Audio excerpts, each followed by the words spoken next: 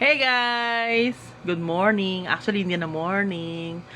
After lunch na, hindi kami maaga nagising dahil napagod kami. Maghapon kami kahapon doon. Ay, maghapon kahapon. Oo, napagod. So,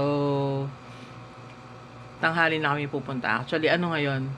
Independence Day, holiday.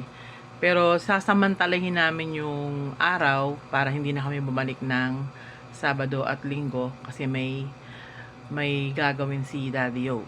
So, hindi siya available.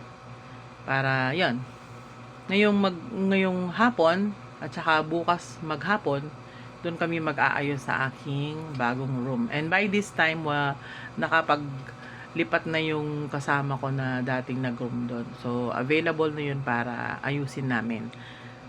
Okay? So, magiging ready yon sa Monday. I'll see ya!